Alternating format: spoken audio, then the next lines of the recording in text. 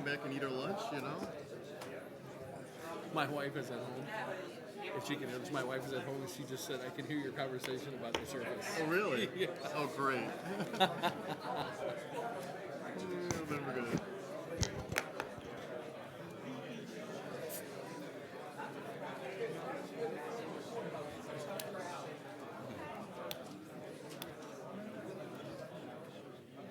Ladies and gentlemen, please grab a seat. In the interest of time, I'm going to ask you to take a hard look at my friend Christopher Swift's bio. He has a very interesting background. He, and frankly, I'm not sure, he's obviously a lawyer, but he also has a Ph.D. He's traveled to places where, when I traveled, I used to have, you know, a platoon of Ph.D. people, but he spent some time wandering around. Would wandering be the right word, Christopher? You're wandering around Yemen? Sometimes wandering, sometimes sprinting. Very interesting background. You really need to take a look at his bio. But without further ado, I want to get us back on schedule. Christopher, please introduce our... This is a panel, and let me just say one quick word. When we talk about the new face of national security law, this is a big part of it, because a lot of times in national security law, we talk a lot about terrorism, we talk about law of armed conflict, we talk about torture, commissions, and so forth, but we forget what a huge impact national security matters have on business, and global, especially global business. And we have a wonderful group of the A players who all said yes, much to my shock, to try to work with their schedules. And so I'm really looking forward to this. Christopher, your show. Thank you, General. Good morning, ladies and gentlemen. It's a pleasure to be with you this morning. We've covered a lot of ground in this conference. Substantively and legally, we've covered maritime security, military commissions, emerging technologies. And in the course of doing that, our speakers and panelists have sort of illuminated a lot of the key issues and the key debates that are driving the discussions we're having in this field we call national security law. But there are still two areas we haven't discussed in the course of the conference. And sort of taking off General Scales' presentation this morning, which I thought was quite excellent, General, if you're still here. I want to look at two things. The first is the role of the private sector in complying with, but also promoting, implementing, realizing the laws that govern our policy on foreign affairs, on trade policy, and on defense policy.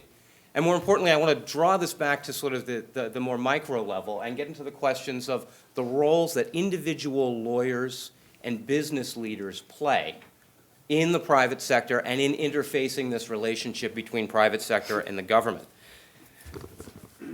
These are legal questions. We cover in my own practice everything from the the Federal Acquisition Regulations and the DFAR to economic sanctions governed by OFAC, to the Export Administration Regulations, to ITAR, to CFIUS, to international treaties, to a memo I had to write the other day on the international status of Palestine.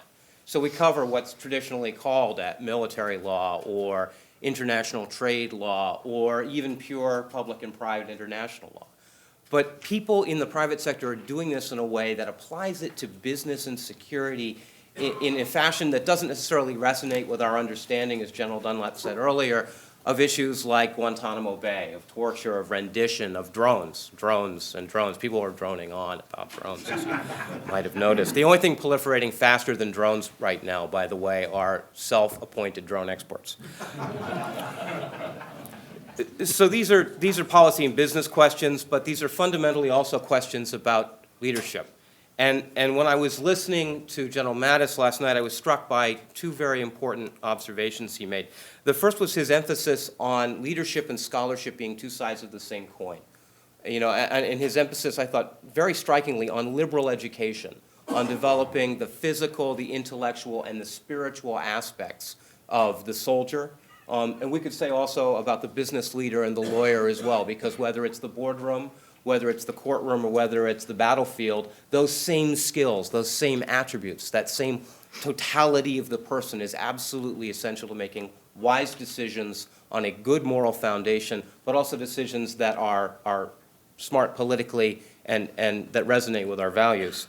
The other thing I noticed, and General Dunlap mentioned it earlier, was his concern about this growing disconnect we have in our public debates between the art of war on the one hand and the rule of law on the other. And to the extent that we focus on issues like drones, like extraordinary rendition, like military commission, to the extent that we reduce security and liberty to fundamental absolutes, we're sort of creating two communities that have no common language, no common experience, and unfortunately very, very little common ground. So what we're trying to do with this panel this morning is to redefine what we understand by the term national security law, to take that term and to locate it in the experiences and perspectives of this A-team we have, from general counsels all the way to entrepreneurs, that are going to give you a sense of what the private sector does when it's interfacing with this body of law and the kinds of decisions they make. And most importantly, we're going to take that understanding, we're going to ground it in the micro-level decisions and the questions of individual leadership and how we build our organizations, how we interpret the laws, how we make the decisions. In short, not just the rule of law, but the art of lawyering. And in doing so, we're hoping to wrap up some of the themes that we've discussed in the course of the conference, but also connect the pedagogical lessons we had from General Scales and from General Mattis to the fields that we're actually practicing in today. So with that in mind, I'd like to turn it over to Jay and a general discussion on Raytheon's experience with these areas. Thank you, Christopher. I think we can probably accomplish all that in the next hour. I'd like to just say a personal thank you to Charlie. I was looking at, the Center for Law, Ethics, and National Security, and I think about that. This is actually a plug for your center. And in many ways, it is how I see my job almost every day, because as a general counsel in a public company, you obviously deal with law, but you deal with ethics, you deal with, and we happen to be at Raytheon, obviously, in a national security environment. So in particular, our whole focus is supporting our warfighter, providing our customers with the kind of tools, intelligence, systems, mechanisms, and support that they need to accomplish their tasks. So in many ways, it's a really nice fit. I also, just as a little bit of background, feel blessed to have had, as in a career, in many ways, sort of an intersection of law, of public policy, of business, and of national security. And they've all come together, and in many ways, the current role I'm in sort of combine and play upon each of those disciplines and areas of interest. And each one informs in many ways sort of what we do and how we do it. There are three general areas that come to mind when I think of sort of the role of the general counsel, but also the role of the general counsel, particularly in a public company, and particularly in a public company in the national security environment. And many of you are familiar with these, but governance. Governance is sort of the key role, and it's the key underpinning for the general counsel of a public company, and it's particularly important in the environment of a national security business or a national security environment. The second is risk. In many ways, we are risk managers for the enterprise, and these are big enterprises. And it's risk in terms of reputation, it's risk in terms of financial, it's risk in terms of operational execution, achievement.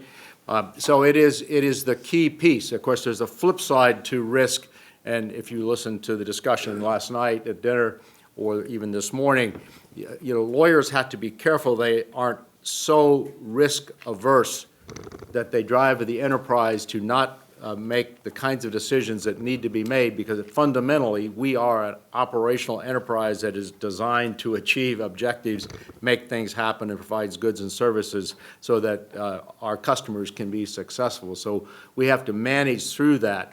And I want to come back to that because in the international or global arena, the risk management is even more difficult for legal counsel, and the risks are much more enhanced for the enterprise itself. And then third is compliance. And compliance can be, it's a very common term. It's sometimes may well be overused. Christopher referenced that in the context of well, we want to talk about compliance with the law, but really, what's the role and responsibilities of counsel or private enterprise in helping our national security customers achieve their objectives? But compliance becomes a key piece, a little bit playing off of what General Scales said this morning, not only complying with a whole series of laws and regulatory schemes that impact us from export in the national security area. Export is by necessity a business process. We have to design for export. It becomes a competitive advantage how you do that. It becomes a fundamental customer relationship issue, both domestically with the Congress, as well as obviously with the State Department, as well as with our foreign customers, and very, very key. Cyber.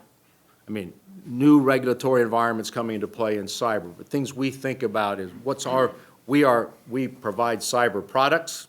We obviously have to protect our own environment from a security point of view because of what we do and how we do it. And we need to be sure that our products have the kinds of protection that we can put in those products to achieve that kind of protection. So FCPA, I mean, you've all heard that 100 times. It is real, it's live, it's out there, and the extent to which you have an enterprise that does a lot of business globally, you need to have an exceptionally well-grounded, well-founded, robust FCPA compliance program. In the intel world, we do a lot of intel work, so we obviously a significant part of national security.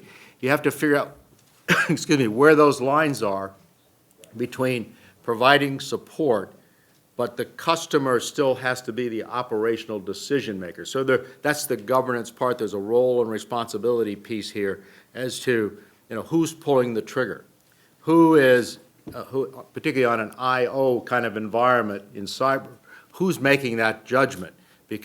Or in a more traditional kind of environment, if you are a contractor on the battlefield, are you supporting or are you crossing a line and becoming operational?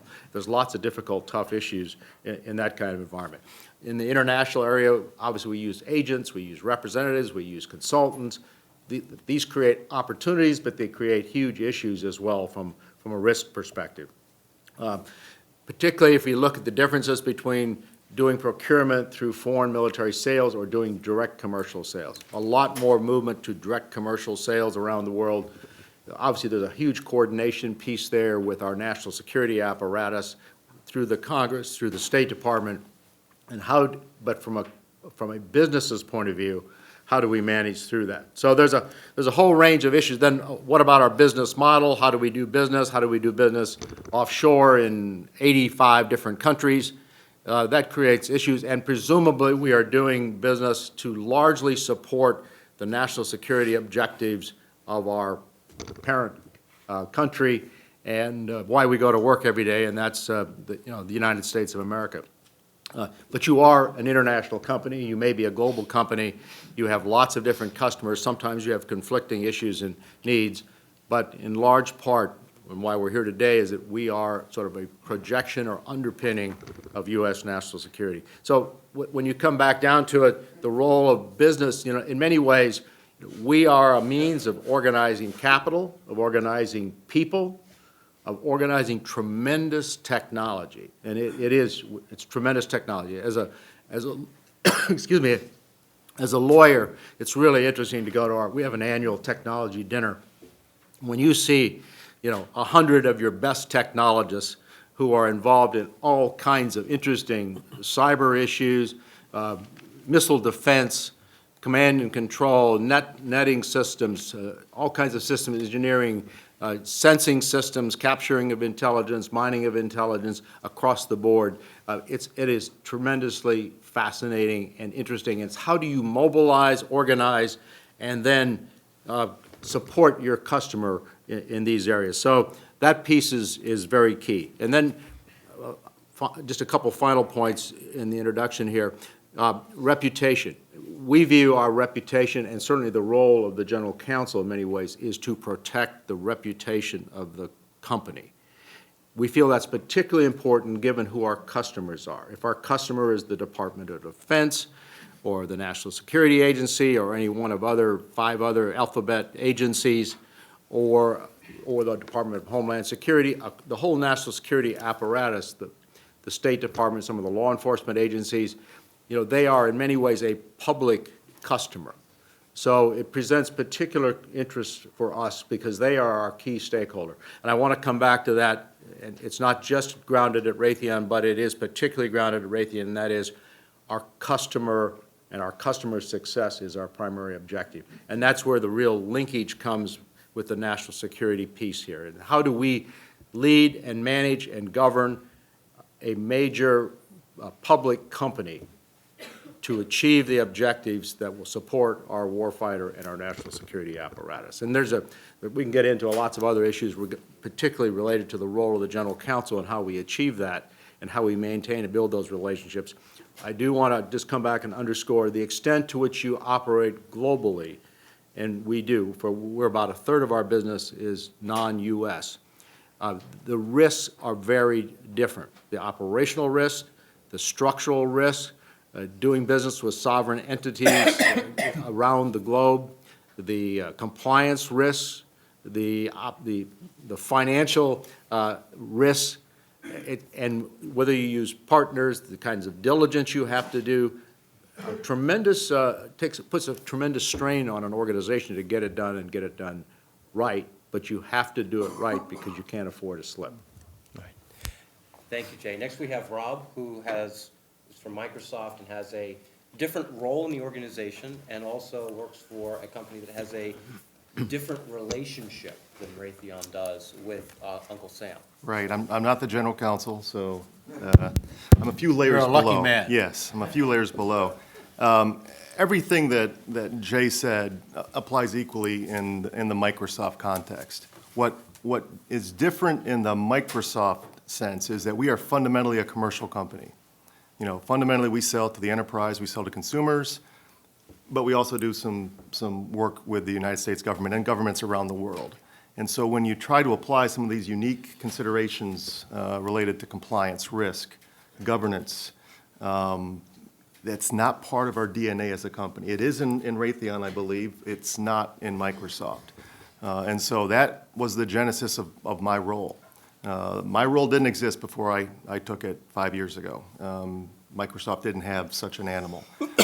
What happened at the time was the vice president for U.S. Public Sector Services, a guy by the name of Mike McDuffie, some of you may know him, he's a retired Army 3-star, used to be the J4 in the Joint Staff, was looking across the business saying, we're doing a lot of work in the intelligence community, we're doing a lot of work with DOD, a lot of our work is classified, but there wasn't a single lawyer in Microsoft that had clearances or experience or background in any kind of national security work, and they viewed that as a risk.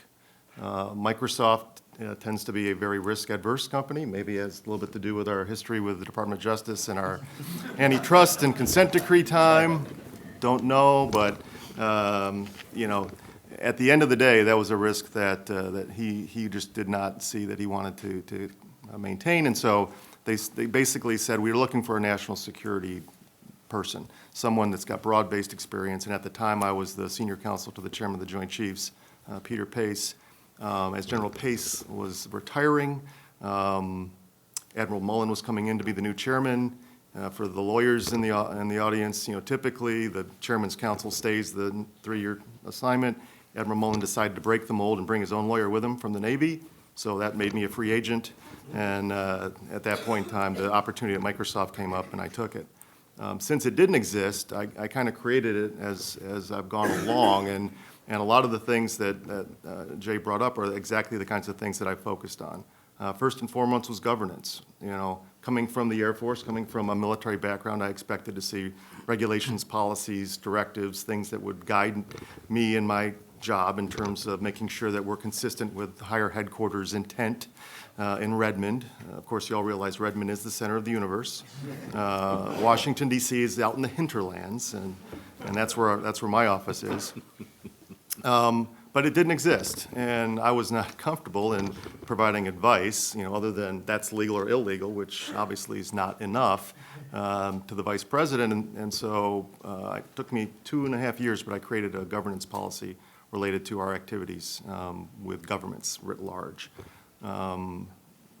In essence, the policy says that, we're in the information assurance business, right? A little bit different. I mean, Jay talked in terms of potentially some cyber operation type activities. That's not what we do. We do information assurance. We want to make you and your network and systems as secure as they possibly can be. If code were able to be written so that it was absolutely invulnerable to attack, so that no one could take a vulnerability, and some of the things that Mike talked about yesterday related to operations, if we could write software that way, we would. Unfortunately, it doesn't work that way. And so as we identify vulnerabilities, we patch them, we close them. But our work in the area is generally information assurance related. Now, we can talk maybe a little bit more about that if you all have questions. There's kind of a dual-edged sword sometimes, because something I build to help you protect yourself could be turned on its edge or head and used to attack someone else. And that's something that obviously we're careful about. And from my perspective, in terms of my role here supporting the United States public sector business, the thing that I always have to keep in mind is we are a global company. We are doing business around the world in every country that's not embargoed or otherwise prohibited.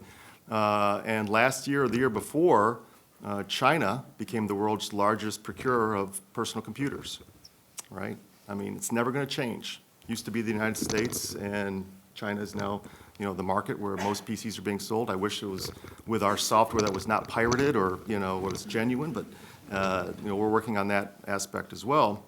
So you have to basically meter the kinds of activities you'll be involved in related to how it might affect your overall customer base. And again, because Microsoft is fundamentally a commercial company that supports the enterprise and consumers, that is just an area that, again, I spend a lot of my time, kind of identifying potential risk and working those issues with the governance that flows back into Redmond and our higher headquarters.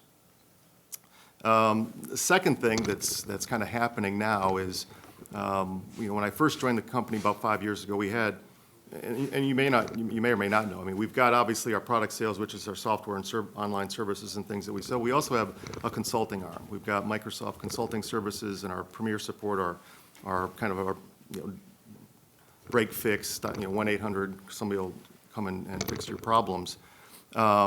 And it's that second piece, the consulting piece, is where you're going to run into the most kinds of issues, right? Selling software licenses to a customer is not going to generate or create, generally any kind of controversy, but it's the specific consulting work you're doing, the configurations, the unique things you may be doing to or with our software that could create problems. So that's where my focus is. That business has grown significantly. It was about $100 million in the United States about 5 years ago. Now it's over $600 million, and it's going to be $1 billion business in the next 3 or 4 years, assuming the government ever, it doesn't shut down, and I'll leave Chris to talk about that part, but I know he's got some things to say there. But because of the success in the U.S. public sector space, we're now looking to more broadly push that out globally.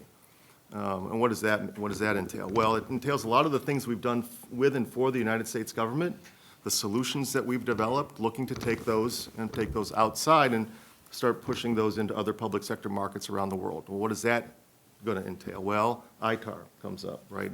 Have you done anything that now has created some kind of modification that resulted in a defense article that's now controlled by the International Traffic in Arms Regulation that's handled by the State Department? And so those are the kinds of issues that come up as you start to now expand your business or look to take things out of the United States and push them more broadly globally.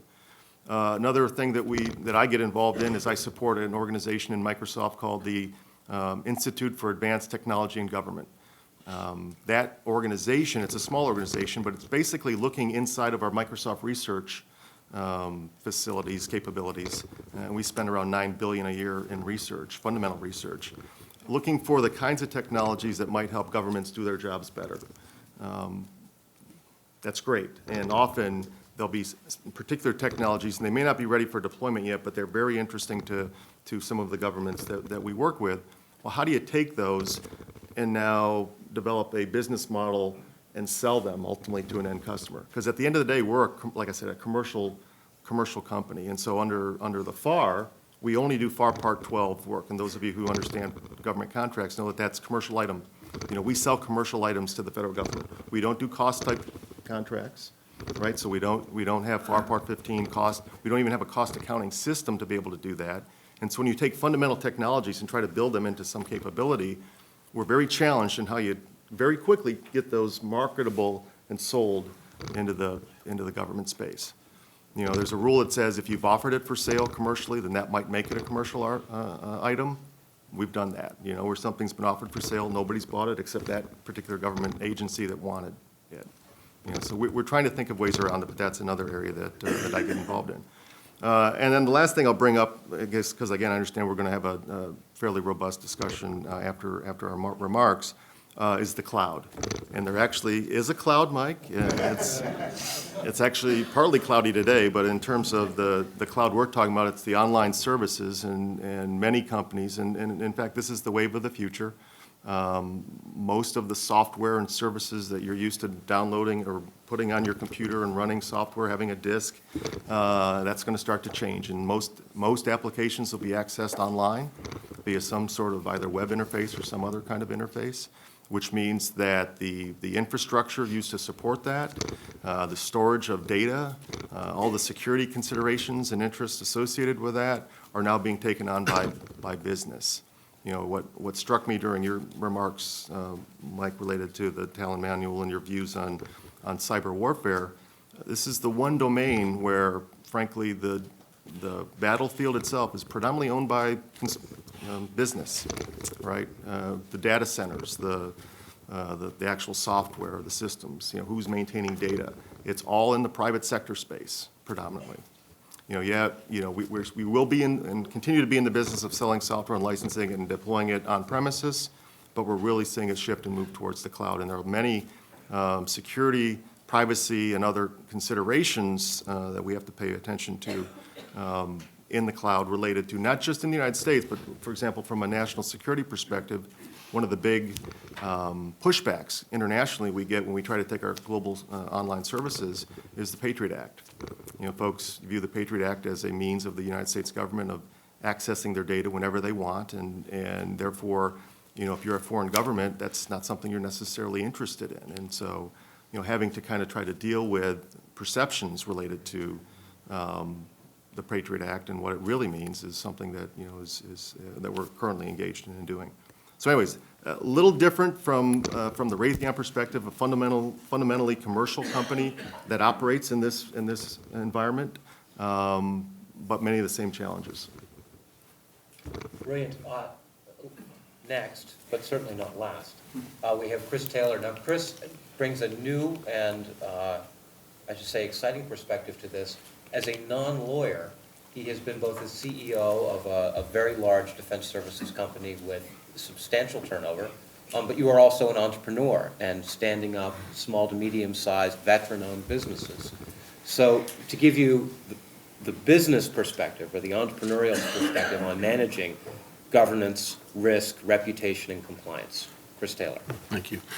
First of all, I want to thank Charlie and Joy as well for inviting me. Charlie, always a pleasure to see you, and I'm honored to be here. I am indeed not a lawyer. As a matter of fact, I am the anti-lawyer.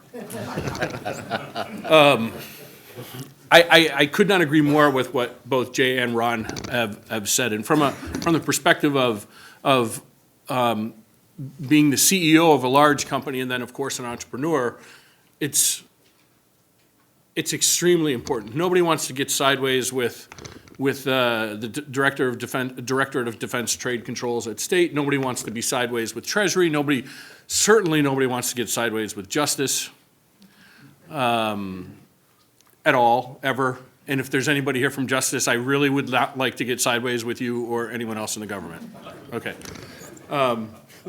But when we talk about business and national security, and how we go about things, while I agree, and let me just say out loud and proudly, companies who decide to operate in this space have to invest in a strong governance and compliance program. It's much easier for large companies to do that because they've got the money to do it. Smaller businesses, however, if you look at what's actually required to have a great compliance program, there's some cost to it, right? And I I think that we need to think about that for small businesses, particularly if these are small businesses that have a particular expertise that may be useful to the U.S. government in meeting its, whether it's a regional engagement strategies for certain places, or on a larger scale. You really can't, the government doesn't care, right? You can't be sideways one way or the other. So this is really, really, really, really important. And for those of you who have ever been part of doing an FMS program or applying for what's called a technical assistance agreement or export licenses, anything that has to do with the 126.1 list, the munitions list, and all of the other things that either you know or you don't know. And I would encourage you, if you have read pretty much the entire internet and have nothing left to read, bust out the ITAR and just love it, grasp it, enjoy it. And I know that's a large part of Christopher's practice. So we all want to be compliant. We all want to do the right thing. So let me counter that, not counter, but let me look at it from the other side. If you look around the world today, the challenges that the United States and other governments face are coming faster and they're more complex. So the question is, in the construct that we have where the private sector can bring to bear all of its creativity, innovation, speed, does the current context actually slow that down, slow it down quite a bit, and in the aggregate, do we find ourselves behind no matter what? And I think it's an important question that we're going to have to ask as we move forward, because I quite frankly think that government and business aren't close enough, right? If I were to pull out a copy of the QDR, the last QDR, there's one sentence in the QDR about the private sector, about contractors. I think if you pull out the QDDR from State Department, there's a couple of sentences, and most of them says we will endeavor not to use the private side, business contractors, if you will. And I understand why. Look, if you take the last 10 years and read everything that's ever happened between government and business and how we've tried to work together, I got it. Everyone could have done a better job, right? But I think that when I look at what the speed of the challenges that are coming, and match that with the speed with which I think we can react, we're not in the best place yet. We just aren't. As a matter of fact, excuse me, I'll throw this on top of it. The law of big numbers says that there's a whole bunch of talent in the private sector, and there's not less talent, but fewer people of talent in government. Just, right? There's fewer people in government. So I was speaking to the CIO, or the deputy CIO of a large government agency, and I said, how do you feel about the fact that it seems like we keep driving to solutions that just go down the middle of the fairway? And I said, how do we get there? And he said, it's very simple. If the private sector comes to government with a solution to a wicked problem, but government doesn't have the right people to evaluate the solution properly, then its recourse is to drive its risk to near zero. When it does that, it then chooses the solution that it can manage, but that doesn't necessarily mean that it's the solution that will solve the problem. And in the course of the last 10 years, when government contracting has really taken such a huge leap, we have lots of metrics that measure how we contract for services with the private sector. What we don't have a lot of metrics are the success factors of the contracts that were awarded and the actual impact they had on the things that they were supposed to impact. Because nobody really loses their job if what they contracted for actually didn't work very well, but they will lose their jobs if they don't do the contracting process properly. And I think there's a better way. So I was telling Charlie and others, I was late last night coming in, but I just spent the week out at TED.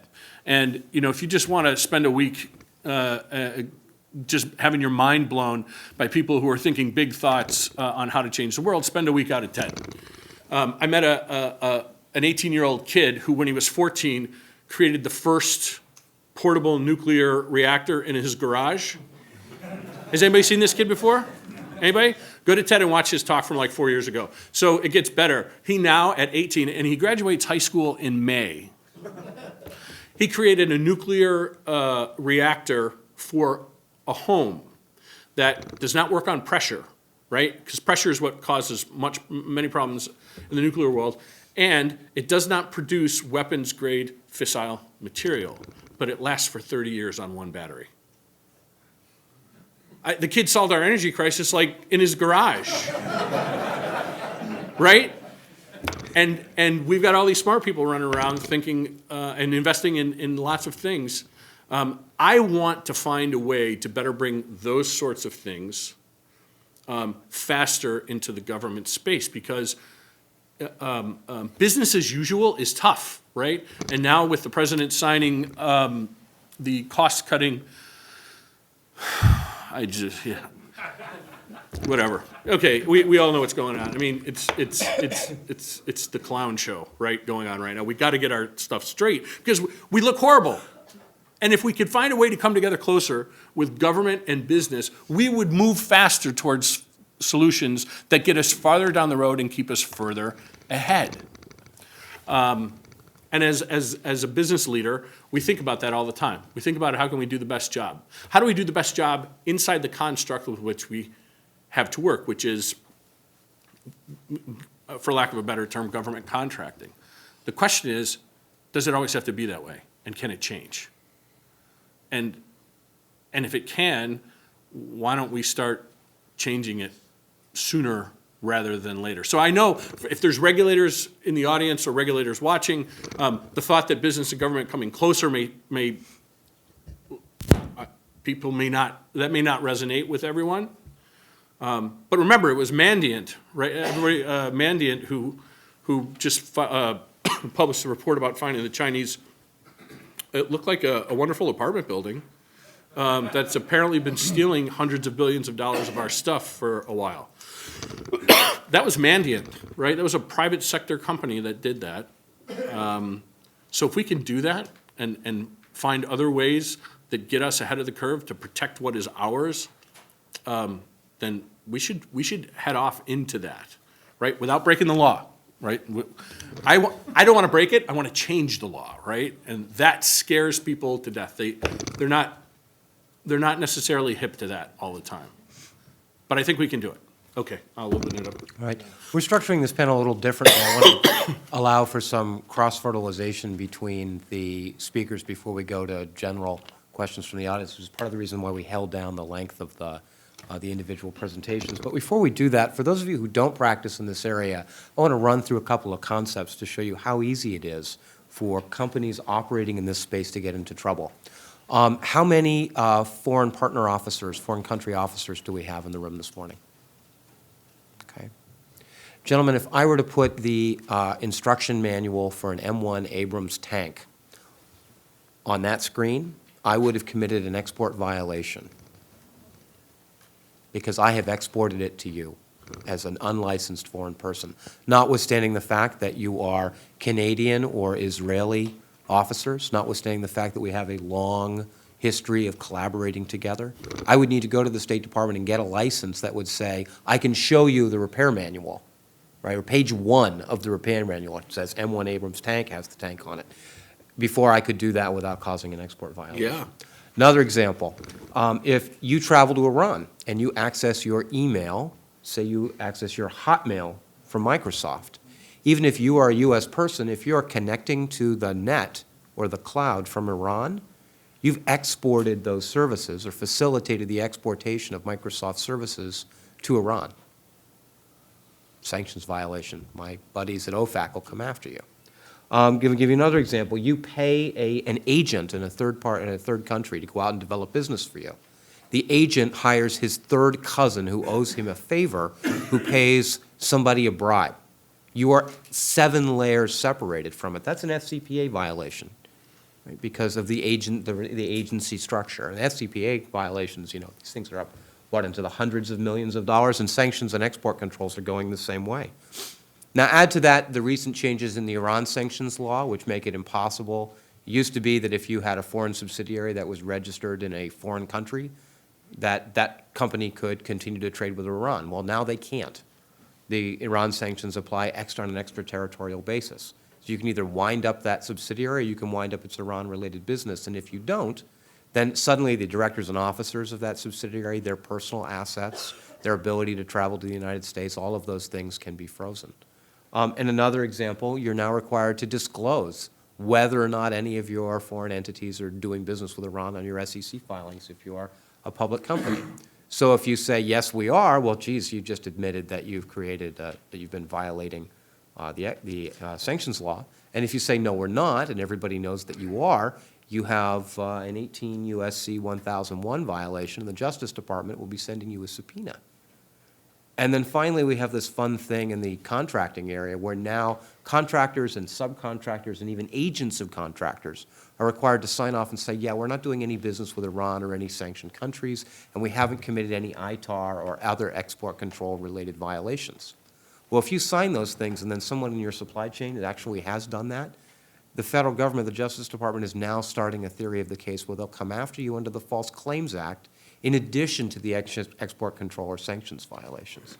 So the web of compliance is very complex, and the day-to-day situations that you would think would just be normal commercial activity or even normal personal activity can implicate this stuff in some very powerful ways.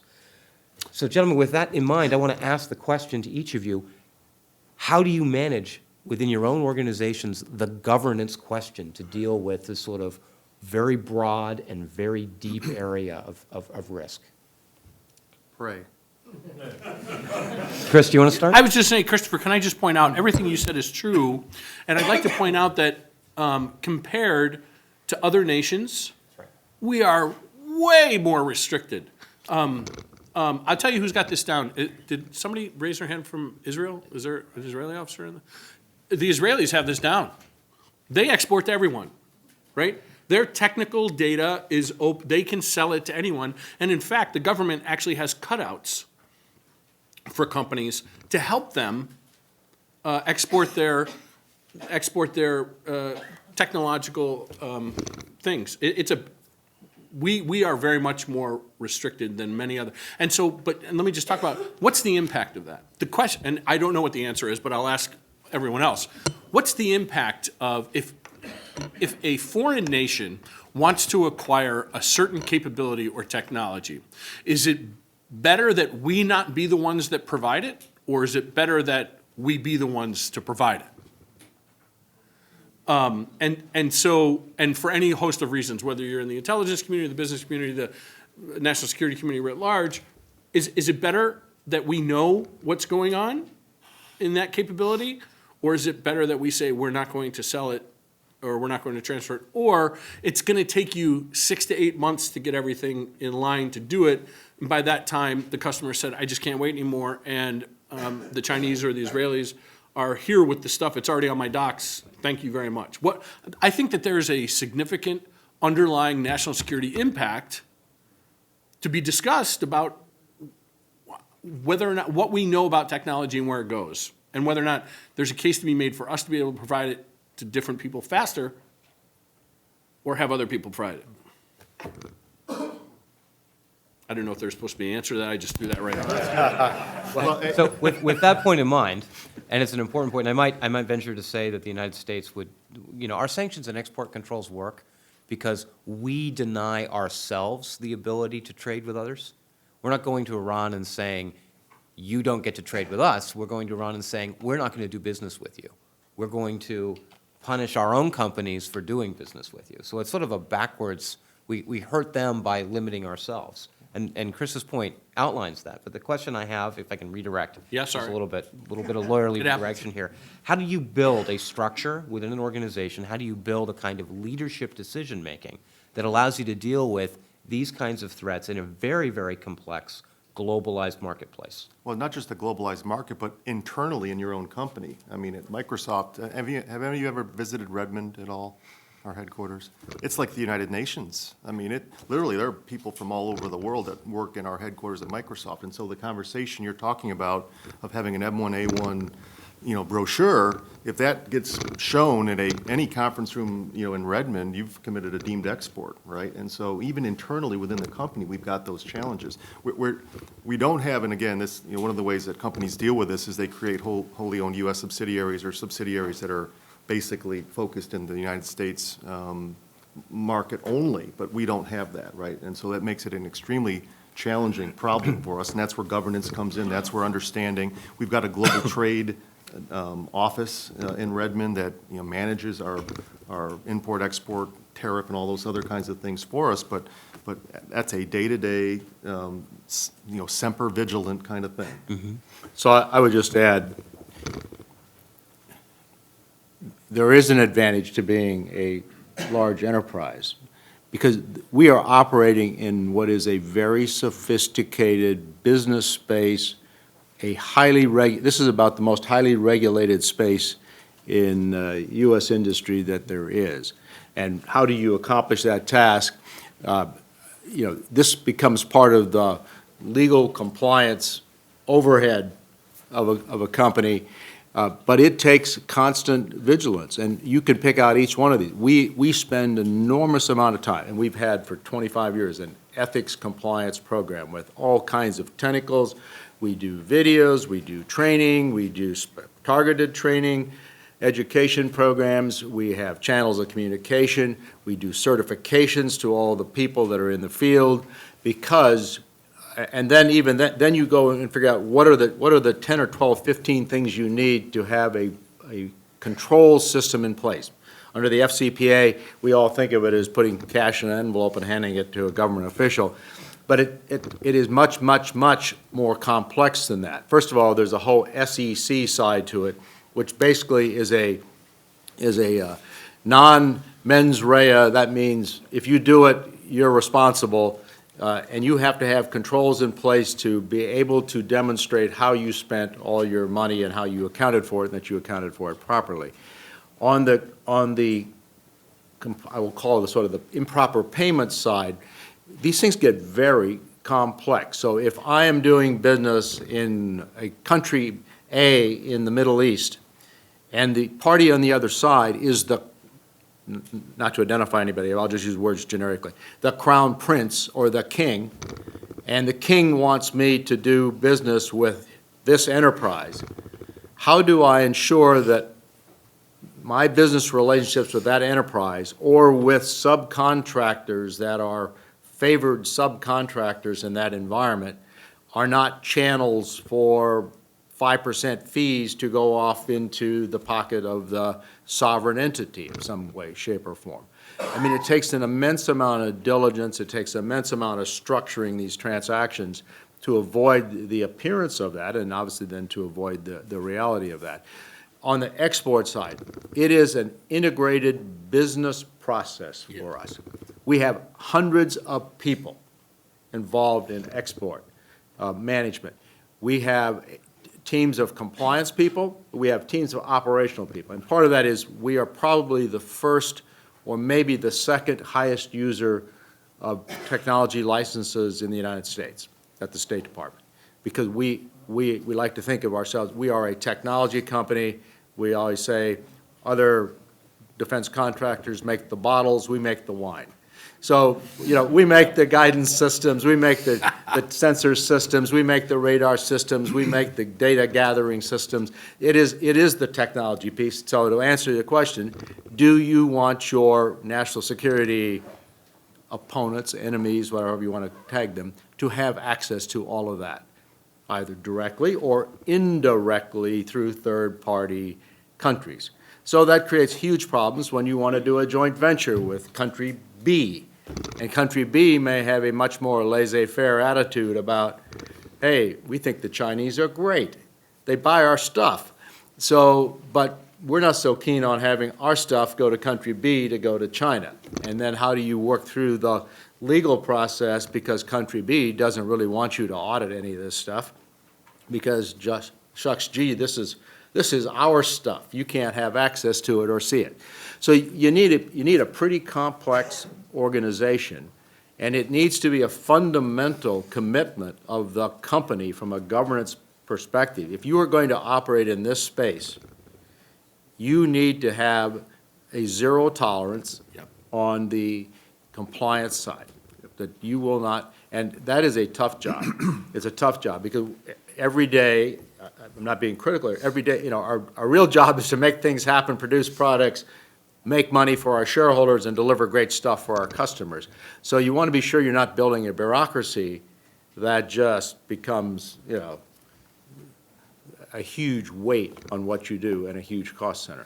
So and it does, reading the export laws, you want people who find that fascinating and interesting and who know it well enough that they can do their job. So you need a lot of expertise, and you need commitment from the top of the company. Yeah. If you do not have commitment from the CEO and the general counsel and the board of directors, you'll end up, swimming crossways lots of time. So, my job is, having spent much of my career at the Department of Justice, and on the enforcement side, I take export for an example. I have prosecuted export cases when I was U.S. Attorney. I spend a lot of time now working export issues, and part of it is just a huge management issue. If you have thousands of licenses, how can you ensure that everybody is abiding by each of those licenses? On all our business is built on relationships with you as domestic customers, relationships with foreign entities, and they are almost always government in our case, government customers. So in building those relationships, we have an immense structure of, we call them B cards, business, are you taking somebody to lunch for $40, $30, $20? Are you making sure that they're paying their own $10 lunch? And under what circumstances can you do this or that? And how do you support training, conferences, education for your customers? And these are minuscule kinds of examples. But it is a web of understanding and governance. And that piece is pretty important. I just want to make one other comment on governance. Apart from all the national security piece, I thought it was really, I thought the General Scales' comment this morning in response to one of the questions was really interesting about perks. We don't have that kind of problem, of course, in private, where any senior person is really concerned about their perks or about their compensation or anything like that. So, but the reality is, business is like any other large organization. And from a governance perspective, I see my role as balancing roles and responsibilities, and I will say separation of powers, because I bring sort of having spent considerable time on the government side at the Justice Department, the White House, and other places, into my current role. But it is important to have a check and balance system in any organization. I am not a cynic, but I do believe in what Lord Acton said about power corrupts, and absolute power corrupts absolutely. And in a private enterprise, just as in a government enterprise, a sense of I can do what I want to do because I am who I am, somebody has to say, well, hold it here a minute, guys. I don't know that that's where you should go. And yes, did you give your principal the right kind of advice? Yes. Giving good advice is difficult, but it's not the most difficult thing. Making something happen, following through, executing on that advice is the tough part of the job. Yeah. And that's what we set up our legal structure inside so that they have an element of independence from their business partners, but they also know they are to be business partners. They are to help them grow the company, make things happen, satisfy customers, but yet they know they can raise their hand and come back, in my case to me, in my case to the board of directors. So it's important to have a governance structure in place, not just to satisfy sort of the current sort of shareholder activist kind of approach to the world, but to ensure that an enterprise runs with the appropriate roles and responsibilities, that people do their jobs, that you have the kind of processes in place to get good decisions, and that you don't find people short-circuiting the process and running the process, thinking that they're going to run their own agenda to the detriment of the enterprise. Because at the end of the day, particularly with this customer set, they don't think of Raytheon, this business or this line of business, they think of Raytheon, and certainly from an international perspective. So you have to ensure that the enterprise has met its obligations and responsibilities from a reputational and performance point of view, because the whole thing gets hammered if you don't. Before we go to the audience, I want to ask a two-part question to the panel very quickly, very quick responses if we could. The first is, how does this analysis change when you're putting people into the field rather than technology or products? And the second question is, getting back to Chris's point earlier, what things, if you had one thing you could do to change the nature of the public-private relationship in this area, what would that one thing be? If we could hear from each one of you very quickly before we go to questions from the audience. I can go first. Again, Microsoft, commercial company, typically doesn't send folks into a combat zone or theater. We have done that. About 5 or 6 years ago, decided that, no, we need to send our folks actually, with the troops. And so we now have, I think it's 3 or 4 folks who are actually deployed and supporting the networks and systems that our combat forces are using. That was a huge thing for Microsoft, had to obviously go all the way up, to the CEO for review. Reviewing status of forces agreements, making sure that protections are in place, et cetera. But that was kind of earth-shattering for us to do that. And so we do, in fact, do that, but it's something that was way outside of our normal, normal course of business. The second thing, in terms of changing, the thing that I would like to see is a modification or change in our procurement. The processes work well to reduce risk to zero for the government, but I don't think, the problem I talked about in terms of the exciting new technologies that Microsoft Research is creating that can't get in to the government because they can't buy them, because it's not a commercial item and that's all we do, and we don't have the ability to do a cost-based type contract, things like that.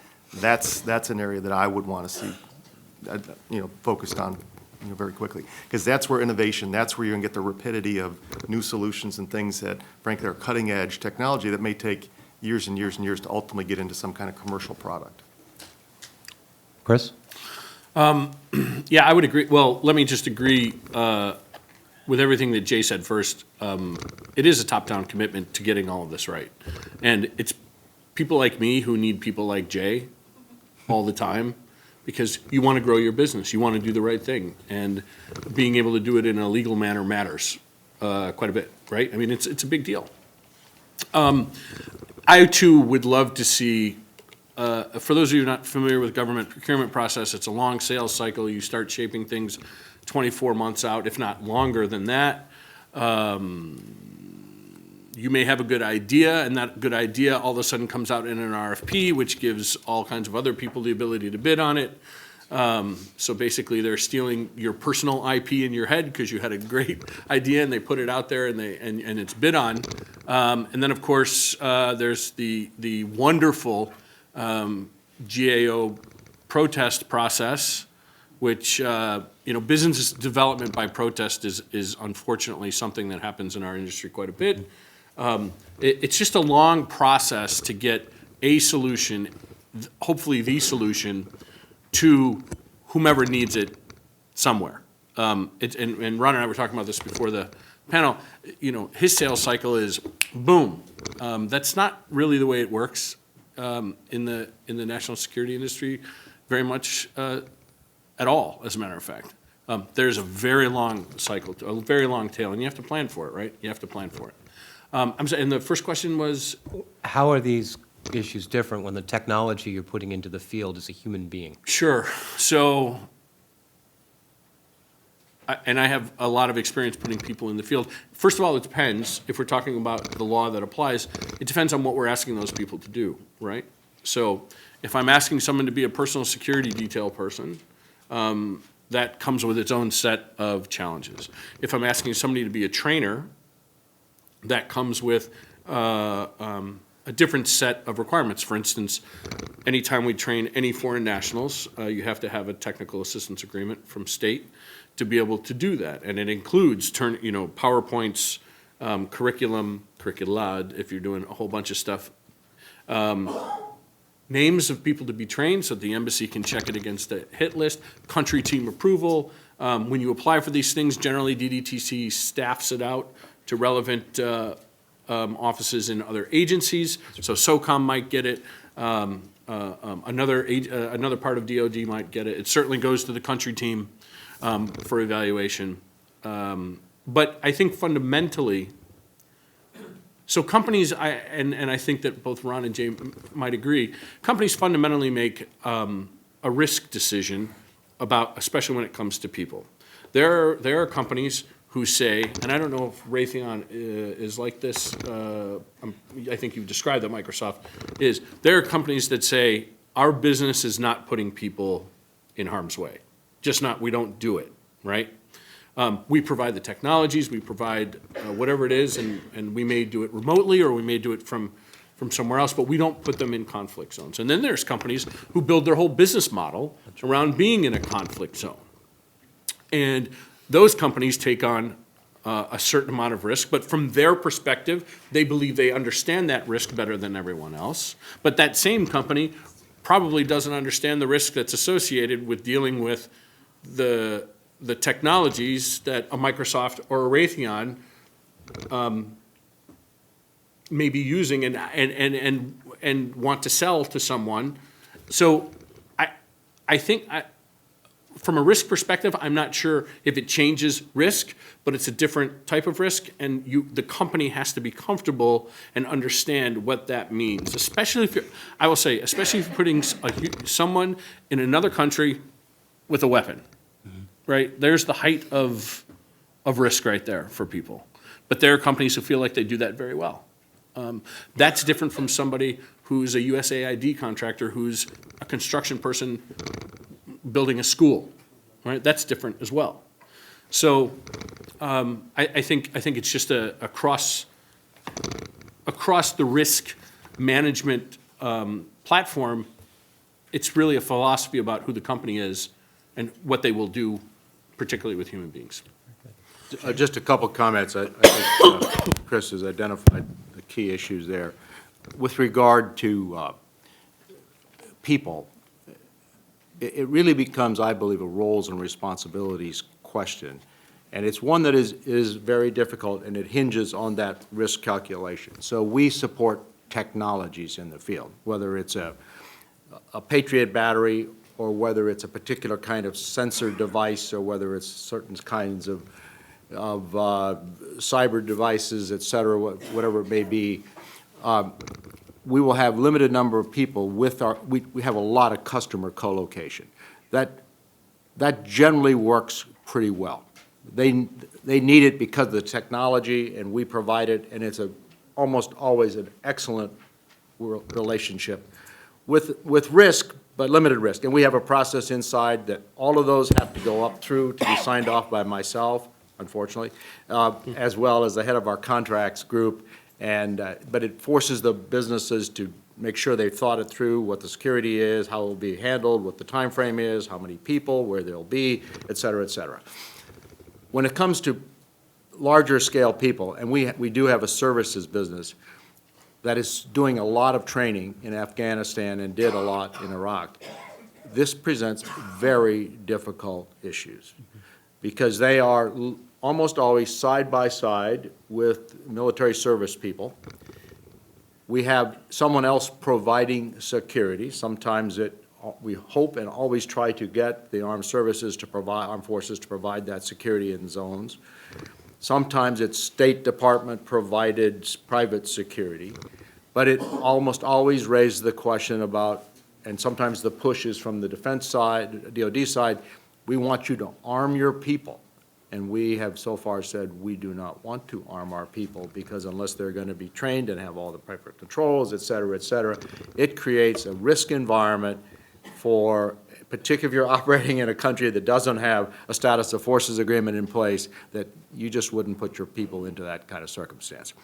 And it's also a legitimate bigger, well, maybe I shouldn't have said legitimate. There certainly are questions about what is the proper role here. And if you go to Capitol Hill, you'll get a sense of, well, why shouldn't the uniformed services be doing this? Why are we hiring private civilians to come in and effectively act operationally as if they were uniformed service people?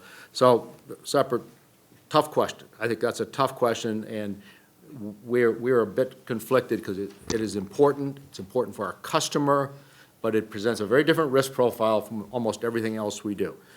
The second question about working together, I think I would say, I believe we work exceptionally well together, the government, customer, and most of the major, I will call them defense technology companies. These are long cycle procurements. They could be, there's always room for improvement, but the extent to which we have capable people on the government side and we have capable people, most people are trying to get the right thing done together. And when you're doing a development program, specs change, ideas change, scope changes, and it creates, it's not like saying, here's the plans, build the house and go do it. It's just a different kind of context.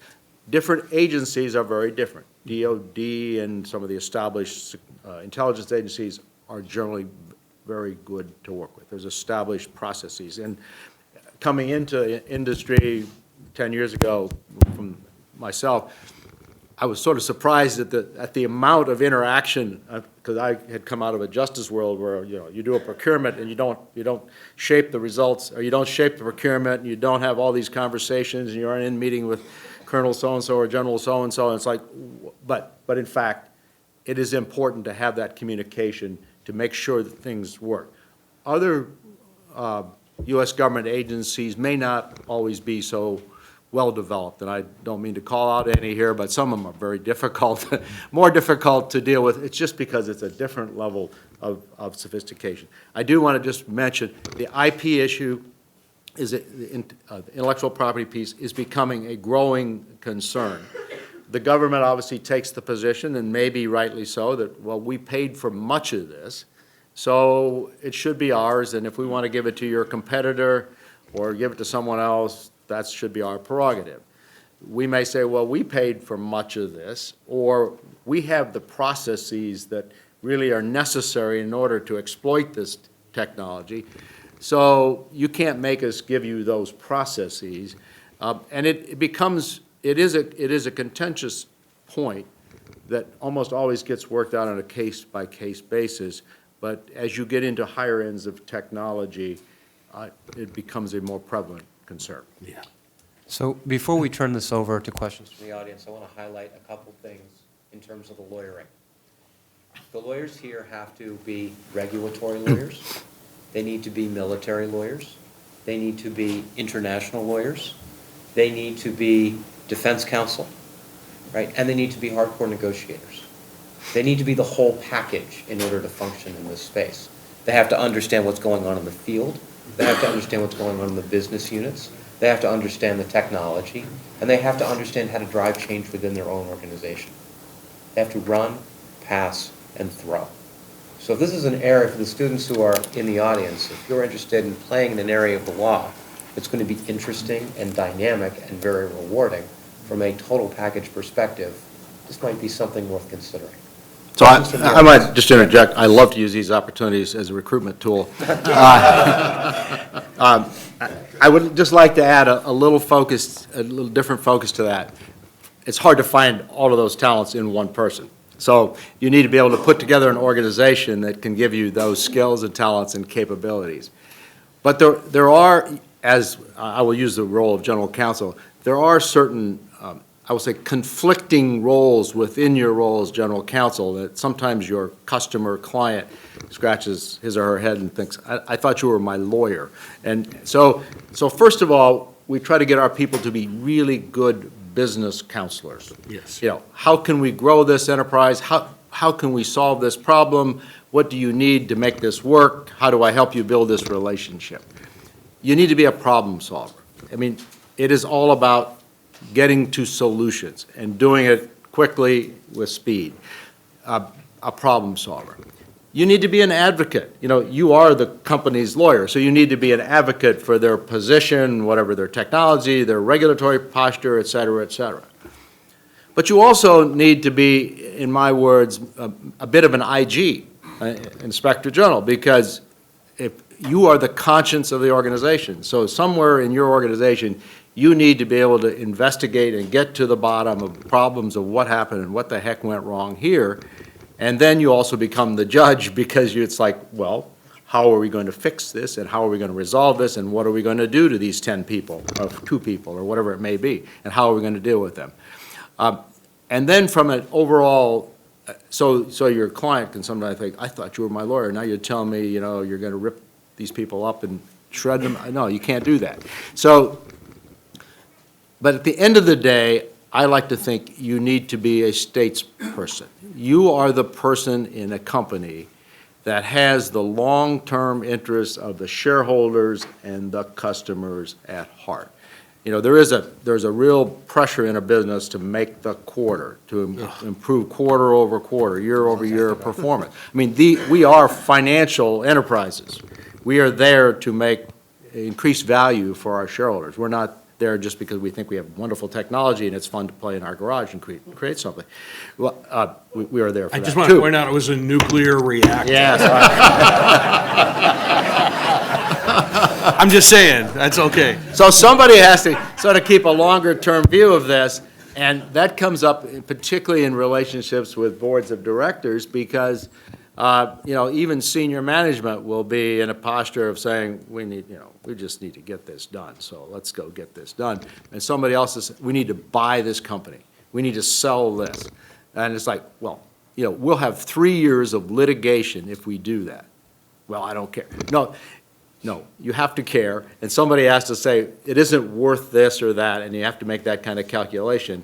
And hopefully you can do that because you have brought to the table the kind of experience and exposure that's necessary to accomplish that. Sorry to interrupt. No problem. Notice the resonance between the lessons we heard from General Mattis last night and the resonance with the lessons we heard from General Scales this morning in terms of being able to stand up for an idea or a principle within your own organization, and also how you drive change by building people within an organization.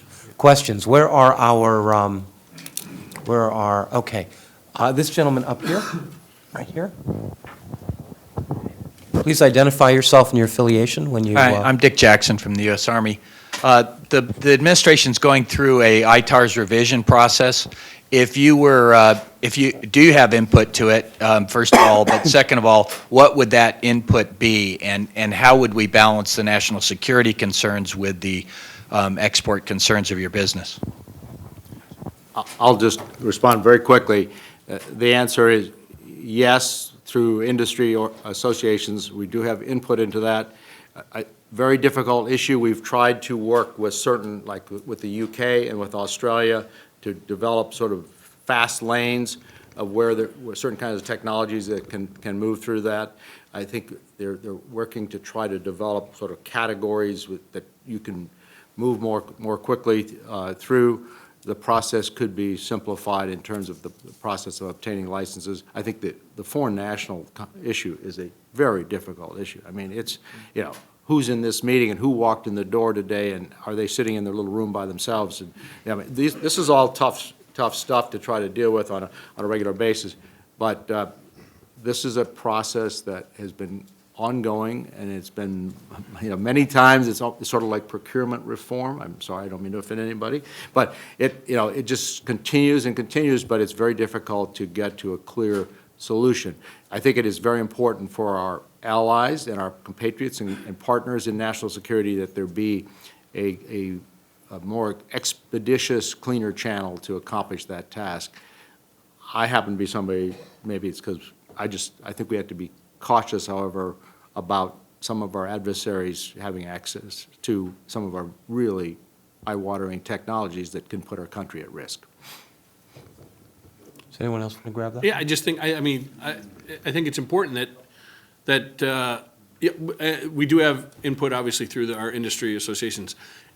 If there's a way that we can do what we want to do, not industry, but the government, through its partnership with business, with the private sector, faster and more efficiently, but faster, particularly, and we meet all of the, within the constraints I think Jay just outlined, then that is what we really need to do. We need things to happen faster. Now, we don't need things to happen faster illegally, and we don't need things to happen faster and have leaks of, technology happening all over the place. But if we can find that path, I think the national security, the entire apparatus is best served. I do want to just, because I'm a bit conflicted. From prior roles, and maybe even from my current role, there are a lot of, and all of you in this room in national security know, that's why they call it national security. There are a lot of folks out there that do not wish us well. And they are desperately seeking to get our technology. And they are desperately seeking to disrupt our world and our technology. So I think we want to not lose sight of that fact as we go along. Sir, up here, if you'd give us your name and your affiliation, please. Yeah, I'm Henry Blinder. I'm the retired city attorney here in Durham. And this is a question to the lawyers. I know there's been some effort on the part of the federal government in recent years to cut back on attorney-client privilege for in-house general counsel versus outside attorneys representing the corporation. And how has that affected your ability to communicate with your clients, and maybe even more importantly, your clients' willingness to communicate with you on things that are sensitive where that privilege may have been eroded? I mean, Yeah, I'll please. talk at first. I mean, part of what that's done is driven us to outside counsel. When there's internal investigations or reviews that normally would be done by in-house counsel, we go to outside counsel. We've got 400 lawyers in Microsoft, so it's not like we're looking for lawyers, but for issues like that where privilege becomes a factor, then we'll look to outside counsel. Your perception is absolutely correct. I mean, there has been a contraction on sort of the coverage and protection of attorney-client privilege in-house. It's generally pretty well intact with outside counsel. The short answer is, first and foremost, I see ourselves and our lawyers as business partners and counselors. So you just have to go forward and say, you know what, if there's something that is absolutely essential that needs to be privileged, then you handle it differently. Or if it's an investigation or a particular kind of audit that you want to be sure that a third-party lawyer is not going to get access to and try to file a civil suit against you. But in a regulatory environment, it's really hard to keep privileged from the government the kinds of issues that you're concerned about in terms of regulatory enforcement, infractions, or whatever the case may be. So the short answer is you need to define it very narrowly when and if it's important because of a particular kind of oversight or problem, but generally you just make do and move on and realize your primary job is you're in a business and you need to run a business. Speaking as an outside counsel, I would agree with both of those things. I would also say that as an outside counsel, when you're dealing with a government enforcement investigation, which is one of the things that I do in my practice, is it's your job, just like an advocate in the courtroom, to stand between your client and the power of the state.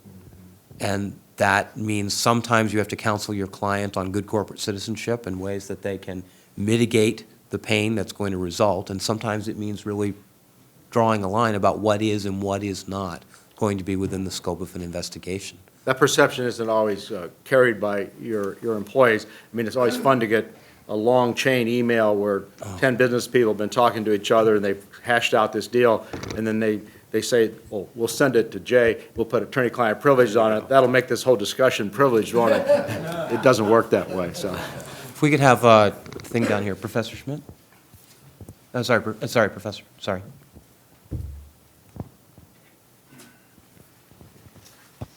Congratulations to Charlie for another superb panel. Although I'm struck by the fact that if we had had a human rights activist or an ethicist or a diplomat or a fighter pilot on the panel, this would have been an entirely different discussion. And the thing that caught it, Chris, was your comment about the Israelis. The Israelis aren't selling weapons to anyone they're going to have to fight. Moreover, the Israeli weapons export Not program... weapons, okay. I want to be clear. I'm not talking about weapons, I'm talking about technology. All right, technology that would contribute to the military strength of anyone. I assume you're talking security technology. Yes. Okay. And also the Israelis have been condemned by human rights organizations, in diplomatic circles and so forth. So my question is really for you, Chris. At what point, what would determine that sanctions are appropriate? What export controls are appropriate? In other words, what standards would you apply to create a more streamlined system, but one that's consistent with national security, with ethics, with our commitment to human rights and so forth? Yeah, it's a good question. So first of all, let me just clarify. I was not talking about Israelis selling weapons to people. I was talking, but that what I was trying to make the point is that from the perspective of countries who have businesses who sell to other countries, they have far less regulation, if any. I mean, as a matter of fact, it's encouraged. Quite frankly, the UK has far less regulation in this arena as well. The point I was trying to make was, if that's the case, and there are let's say that somebody wants to know how to listen to somebody on a cell phone, and that's a technology, say that the United States doesn't want or is concerned about country A having that capability, so we're not going to let U.S. companies sell that capability to country A. But we know that there are other nations out there who have far fewer restrictions, and they're allowed to sell to country A. My question was, and I think I said that I didn't have an answer to, is if that's the case, is it better somehow or worse for it to be U.S. technology being sold to country A?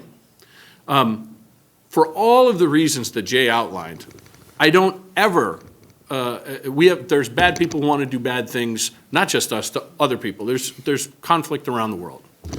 We never want to put, the United States of America at any disadvantage at any time, anywhere, just for the sake of making some sort of sale. As a matter of fact, I think if you talk to my fellow CEOs across the industry, they would. That's not even a thought. It's not about just let's do one more sale. It's never like that, right? It's just never like that. So I think the question. I think that what I was trying just to make the point is that we now, if it's us preventing someone else or trying to prevent somebody else or slowing them up from attaining a certain capability, but now it's clear that they're going to obtain it. Does that change our strategic outlook on whether or not we should actually be the ones providing that capability?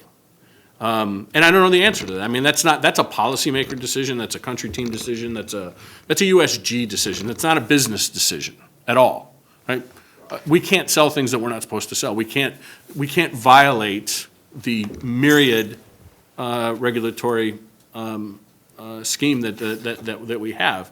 It was more a philosophical question. And of course, look, people are allowed to. There are many other countries who sell lots of technology that are under far less regulation, and I'm just wondering if that's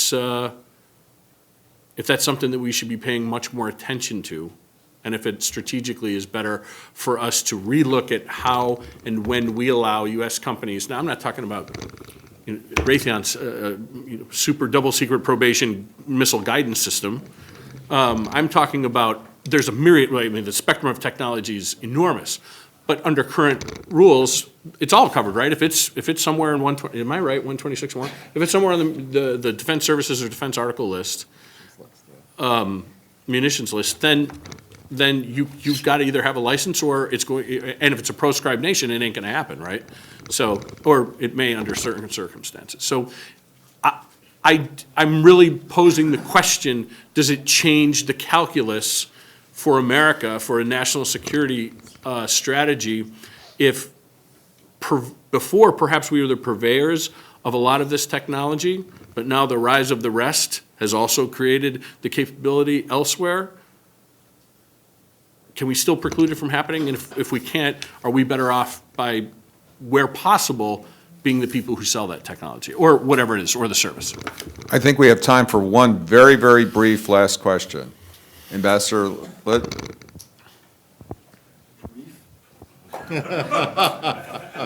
Okay, let's make it brief. It may be the answer to what you've just been discussing. We heard from General Scales about the importance of strategic education for strategic generals.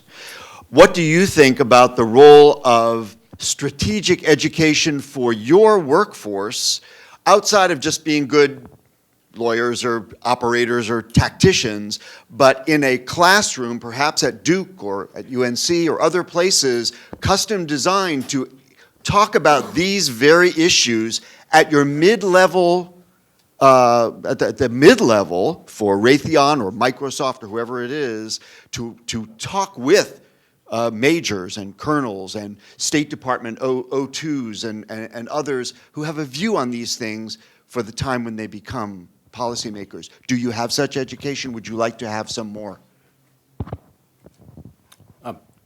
The answer is yes and yes. We focus a lot on education, leadership, business skills, customer skills, and a whole range. So we really have required 40 hours a year of each person through a variety, internal and external. I do think the second part of your question is it is always useful to have more contact with your customer, to find out what his or her concerns are and what is it that drives, both from a regulatory point of view and from an operational point of view. So I think the extent that you can engage on that side, it would be useful, yes. Well, I really am afraid that we're out of time, but I think Ambassador raised the, part of the theme of this conference, the new face of national security law, and it must include the exact kind of discussion that we had this morning. And so I really want to thank our panelists. This is what we need in this arena. And Christopher, you did a brilliant job. Two quick things before we take our 10-minute, our shorter break, before hearing from Mr. Blanchard. And I think we could not have gotten a better intro into talking about ethics, the ethical issues of national security law than this panel, because you can see in the real world they confront this stuff on a daily basis. Just a quick administrative note, our speakers and panelists, if you need transportation back to the airport, please see Dana outside. And people are saying to me, Charlie, you talked to us about how we can support the center, you raved around this thing, but then there weren't copies out there. Well, okay, nobody actually said that, but I do have a few extra copies. See you back in 10 minutes, please.